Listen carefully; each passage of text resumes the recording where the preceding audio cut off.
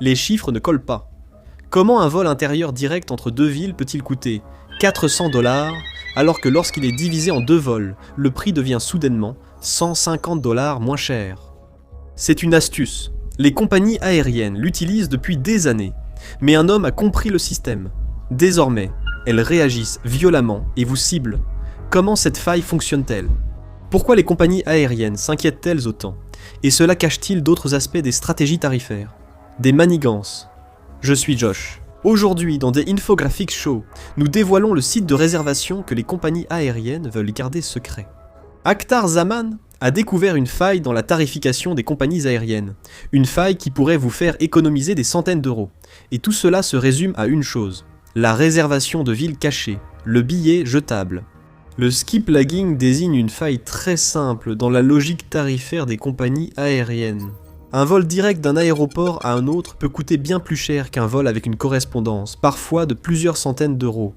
Donc, si vous voulez économiser de l'argent, il vous suffit de réserver un vol avec une escale dans l'aéroport où vous souhaitez réellement arriver, puis de simplement ne pas prendre la deuxième partie du trajet. Vous êtes arrivé à votre destination à un prix bien inférieur à celui d'un vol direct.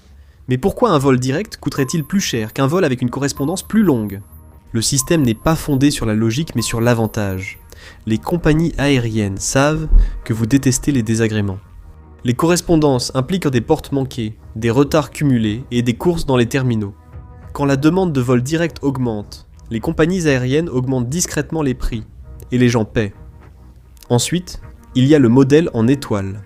Plutôt que de relier directement les petites villes, les compagnies aériennes obligent à passer par des méga-hubs, ce qui leur permet de contrôler le trafic. Akhtar Zaman a trouvé l'astuce pour rendre la pareille à ces compagnies aériennes.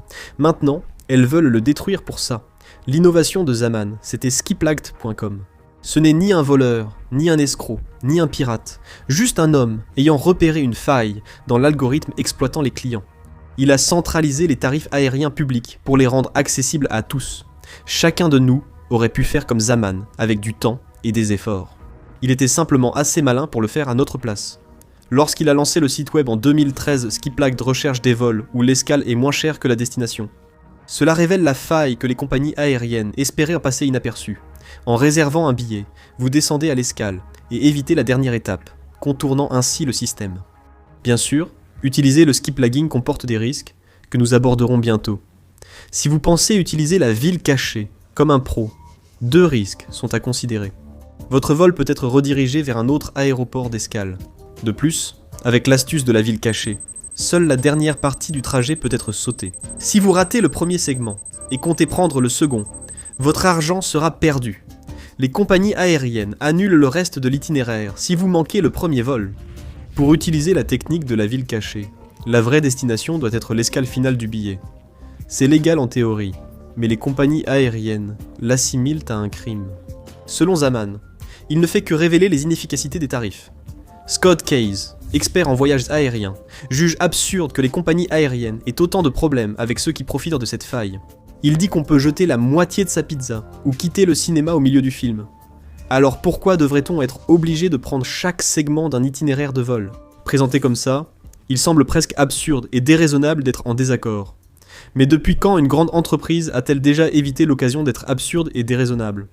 C'est à ce moment-là que le procès a commencé en 2014 United Airlines, et Orbitz ont intenté un procès majeur. Ils réclamaient 75 000 $ de dommages et intérêts pour perte de revenus. Au cas où vous vous poseriez la question. En 2014, United a réalisé un bénéfice net de plus de 1,13 milliard $. C'était plus qu'une tentative d'intimidation pour faire fermer Skiplagged, mais cela s'est retourné contre eux. Skiplagged a finalement trouvé un accord avec Orbitz, un agrégateur de tarifs. Hors du tribunal, United Airlines n'a même pas obtenu cela. Le juge a rejeté toute l'affaire. Skiplagged n'a pas seulement continué à avancer, il a même pris de l'ampleur. Pour United et Orbitz, c'était peut-être leur pire décision. Les poursuites ont fait de skiplagged.com une histoire internationale au lieu d'un simple site de niche. Les dons ont afflué, beaucoup voyant un combat de David contre Goliath. Il est probable que plus de gens utilisaient ce code de triche qu'avant. Les compagnies aériennes qui avaient essayé de le faire fermer bouillonnaient de rage, et cela signifiait une chose, les tentatives d'assassinat juridique continuaient d'affluer. En 2021, Southwest Airlines a tenté d'entrer dans l'arène. C'était un coup dans le vide. Skiplagd a pu facilement régler l'affaire et continuer à fonctionner. Comme auparavant, il a bénéficié d'un nouvel élan grâce à l'effet Streisand. Encore plus de personnes ont découvert le site. Et ce n'était toujours pas fini, loin de là. En 2023, American Airlines voulait porter le coup fatal. Pour certains, les résultats du procès semblaient un peu plus mitigés. Un jury fédéral au Texas a accordé à American Airlines une victoire plus modeste. Ils ont déclaré que Skiplagd avait violé le droit d'auteur d'American Airlines en utilisant certains de leurs logos et éléments de marque sur le site, et leur ont ordonné de payer 9,4 millions de dollars de dommages et intérêts. Même si ce n'était qu'un lot de consolation, Skiplagd a survécu et a continué de croître. Cette pratique ne cessera pas avec une seule entreprise, ou peu importe le nombre de procès futiles. Le fait est que les compagnies aériennes vous arnaquent avec des techniques de tarification trompeuses à chaque fois que vous prenez l'avion. Il n'a jamais été question d'une opposition entre les compagnies aériennes et Skiplagd.com, il y a toujours eu une opposition entre les compagnies aériennes et vous. Des compagnies ultra low cost comme Ryanair exigent d'imprimer vos cartes d'embarquement chez vous, ou vous facturent des frais supplémentaires pour l'enregistrement à l'aéroport. Ces suppléments, appelés revenus annexes, incluent la facturation des bagages, la réservation de sièges, les sièges premium, la nourriture, les boissons, l'enregistrement anticipé et l'embarquement prioritaire. Les compagnies aériennes américaines réalisent en chaque année plus de 30 milliards de dollars de revenus annexes. C'est de l'argent qui aurait pu être à vous, et ce n'est que la partie émergée de l'iceberg. Les surtaxes carburant ont été introduites en 2004. Des coûts supplémentaires sont imposés aux clients pour compenser la hausse du carburant, mais ils continueront à vous arnaquer même si ces frais baissent.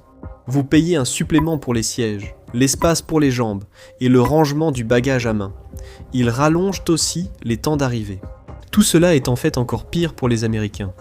Après le Covid-19, la demande de voyage a bondi de 60% en un an, poussant les compagnies aériennes, qui avaient réduit leur flotte, à augmenter les prix de 25%. Bien que les compagnies aériennes aient retrouvé leur capacité d'avant Covid, elles continuent à imposer des tarifs très élevés. Lorsqu'on examine le tarif de base par kilomètre, les vols américains coûtent jusqu'à 3 fois plus cher que leurs équivalents européens. Si vous vous demandez pourquoi, c'est parce que l'Amérique n'a pas les mêmes lois de ciel ouvert que l'UE. Aux États-Unis, une règle stipule que seules les compagnies aériennes contrôlées par les États-Unis peuvent opérer des vols intérieurs. Cela signifie moins de concurrence aux États-Unis. Moins de concurrence entraîne moins de choix. Moins de choix signifie des prix plus élevés, et des prix plus élevés signifient que vous payez pour un système défaillant. Si vous apprenez comment les compagnies aériennes manipulent le système, n'oubliez pas d'aimer, de vous abonner et de partager cette vidéo. N'oubliez pas non plus de consulter nos autres vidéos sur les astuces que les grandes entreprises ne veulent pas que vous connaissiez. Les compagnies aériennes nous donnent toutes les raisons de vouloir trouver des astuces et d'économiser un peu d'argent sur nos vols surchargés. Mais cela ne veut pas dire que les compagnies aériennes ne remarquent pas ce que nous faisons. Cela ne leur laisse qu'une seule option. Ils ripostent. Alors que Skiplagd, grâce à sa notoriété, au soutien du public et à son financement, a survécu à son combat de David contre Goliath. Les compagnies aériennes n'ont pas cessé de chercher de nouveaux moyens de pressurer les voyageurs par la peur et l'intimidation. S'ils ne peuvent pas éliminer la personne qui fournit le service en faveur des consommateurs, la meilleure chose à faire est de cibler les consommateurs individuels. Ils veulent faire d'eux un exemple brutal pour dissuader les gens d'utiliser l'astuce. C'est techniquement totalement légal, et il est indéniable que lorsqu'on regarde réellement ces tactiques, elles sont vraiment terrifiantes. Imaginez ce scénario. Vous êtes un adolescent de 17 ans qui voyage seul de Gainesville, en Floride, vers votre domicile en Caroline du Nord avec American Airlines. Vous avez utilisé Skiplagd, et vous avez calculé que vous pourriez économiser beaucoup d'argent en achetant un billet pour l'aéroport JFK à New York. Avec une escale à l'aéroport Charlotte Douglas, tout ce que vous aviez à faire était d'annuler le reste du voyage en arrivant à Charlotte, puis de sortir de l'aéroport avec l'argent que vous aviez déjà économisé. Mais ce n'est pas ce qui va se passer. Lorsque vous vous approchez du comptoir d'enregistrement, l'agent demande à voir votre pièce d'identité pour confirmer les billets. Tout cela est une procédure assez standard. Mais ensuite, elle l'examine et vous dit d'attendre là une seconde parce qu'elle doit revérifier le dossier de votre billet.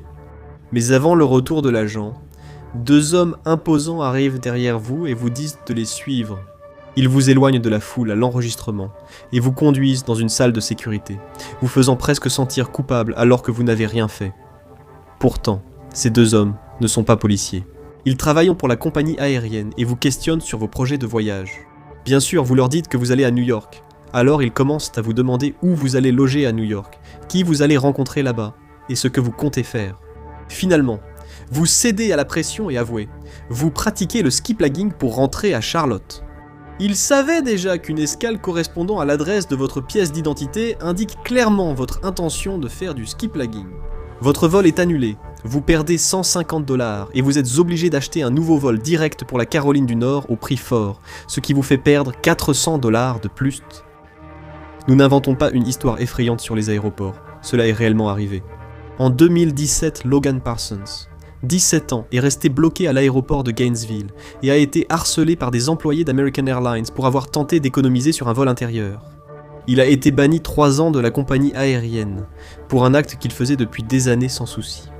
Il n'y avait aucun risque que les activités de Logan mettent American Airlines en faillite, mais Logan Parsons fait partie des plus chanceux. Alaska annule les billets et les miles, Delta annule les vols retour, Qatar exige la différence tarifaire, en plus des frais. Lufthansa a poursuivi un passager pour des milliers d'euros, et ce n'est qu'un début. Même vos bagages peuvent jouer contre vous, les compagnies peuvent vous en séparer. Si vous prévoyez de faire du skiplagging, vous devez voyager uniquement avec un bagage cabine. Si vous avez un bagage en soute, vous ne le récupérerez qu'à la deuxième étape de votre voyage. United Airlines a également développé une vendetta contre le skiplagging. Ils forment activement leurs employés à repérer les signes. Donc, si vous prenez un vol United, après avoir utilisé Skiplagged pour économiser de l'argent, tout le monde à la porte d'embarquement vous surveillera de près.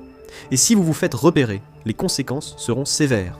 Ils ont accusé un passager d'avoir fait du skiplagging 38 fois et ont considéré cela comme une raison valable pour lui réclamer des milliers de dollars de différence. Mais cela semble carrément raisonnable comparé au bilan absolument brutal d'American Airlines. Vous allez comprendre pourquoi nous avons dit que Logan Parsons s'en est bien sorti. En 2020, American Airlines a accusé un passager d'avoir fait du skiplagging 52 fois, ce qui lui a valu une amende de 2500 $. Mais cela devient pire, bien pire. La même année, American Airlines a envoyé un email menaçant à un autre de leurs passagers, disant qu'il était exclu d'AAdvantage, le programme de fidélité de la compagnie. Le passager aurait fait du skiplagging sur 95 vols et allait perdre 50 000 points de fidélité en conséquence. Pour les récupérer, le client devrait payer 10 000 $ à la compagnie aérienne. Réfléchissez-y une seconde. S'ils sont prêts à faire ça à un client suffisamment fidèle pour prendre au moins 95 vols avec eux et accumuler 50 000 points de fidélité que vous ferez tal à vous. Si vous manquez plusieurs correspondances par malchance, un algorithme des compagnies aériennes peut-il vous considérer comme un skiplagger ? Nous aimerions vous dire que nous exagérons. Mais si United pense que vous lui devez de l'argent pour avoir pratiqué le skiplagging, ils ont menacé de transmettre la dette à des agences de recouvrement pour la récupérer. C'est déjà assez grave en soi. Mais si les frais impayés sont envoyés aux agences de recouvrement, c'est comme si vous jetiez votre score de crédit directement dans les moteurs d'un 747. Les compagnies aériennes livrent une guerre sans merci au skiplagging, une faille qu'elles ont elles-mêmes créée et que les gens continueront d'exploiter tant qu'elle existera. La question n'est pas si le skiplagging marche, mais si vous en assumez les conséquences. Ce n'est que la partie visible de l'iceberg dans l'aéronautique, le sujet est bien plus trouble. Découvrez le côté obscur de l'aviation dont personne ne parle, ou regardez plutôt ceci.